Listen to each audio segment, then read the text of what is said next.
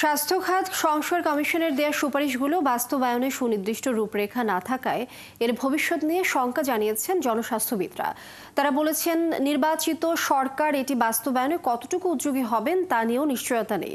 তবে স্বাস্থ্য সংস্কার কমিশনের দাবি, সুপারিশগুলো বাস্তবায়নে বড় রাজনৈতিক দলগুলোর সাথে কয়েক দফা বৈঠক করা হয়েছে। আরও জানাচ্ছেন মেহেদী হাসান। ন্যায্যতা, অধিকার নির্ভর প্রাথমিক জরুরি ও মানসম্মত স্বাস্থ্যসেবা নিশ্চিত করা সহ 7টি লক্ষ্য উদ্দেশ্য নিয়ে স্বাস্থ্য খাত সংস্কারে অন্তর্বর্তী সরকারের কাছে মোট 32টি সুপারিশ দিয়েছে স্বাস্থ্য খাত সংস্কার কমিশন। স্বাস্থ্য সংস্কার কমিশন বলছে, তাদের প্রস্তাব বাস্তবায়নে লাগবে অন্তত 3 মাস থেকে 10 বছর। অগ্রাধিকার ভিত্তিতে সুপারিশগুলোকে বাস্তবায়নের প্রস্তাব করা হয়েছে, কিন্তু অন্তর্বর্তী সরকারের হাতে এত দীর্ঘ সময় নেই। আমি নিজেও বসে যখন জনস্বাস্থ্যবিদরা বলছেন, সংস্কারগুলোর পক্ষে মত দিতে ঐক্যমত কমিশনের সাথে রাজনৈতিক দলের সংলাপে প্রাধান্য পায়নি স্বাস্থ্য খাত।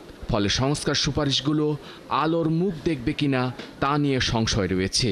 রিকমেন্ডেশনগুলা ঠিক ভালো এবং যুগোপযোগী, আমাদের প্রয়োজন এই ধরনের রিকমেন্ডেশন নিয়ে আমাদের কাজ করতে হবে, এইগুলো বাস্তবায়নের চেষ্টা করতে হবে। কিন্তু রিকমেন্ডেশনগুলার অল্প কিছু বাস্তবায়নের কথা বলা হয়, বাস্তবায়নটা কিন্তু খুব কঠিন হবে। কোনো কাজ 10 বছর লাগবে, কোনো কাজ 5 বছর লাগবে, কোনো কাজ 1.5 বছর 3 বছরে হবে, কোনোটা 6 থেকে 8 মাস হবে। আইন করার 3টা প্রক্রিয়া আছে, আপনারা জানেন। একটা হলো অর্ডিন্যান্স, যেটা প্রেসিডেন্ট পারেন, কিন্তু ওটা পরে পার্লামেন্টে পাস করতে হয়, তখন এটা অ্যাক্ট হয়। কিন্তু যদি কয়েকটা পার্লামেন্টে পাস না হয়, ওই অর্ডিন্যান্সটা অটোমেটিক্যালি তখন আইন সিদ্ধ হবে। ওইটা একটা উপায় হতে পারে। আর হলো আমরা স্ট্যাটিউটরি রেগুলেটরি অর্ডার আছে একটা SRO, সেটার মাধ্যমেও হতে পারে। সেটা আইন ঠিক না, বাট একটা রেগুলেশন কদম থাকতে পারে। জাতীয় বাজেটেও প্রাধান্যের তালিকায় শেষ দিকে থাকে স্বাস্থ্য খাত। তাই এই খাতে বাজেট বরাদ্দ বাড়ানোর তাগাদা দিয়েছে স্বাস্থ্য সংস্কার কমিশন।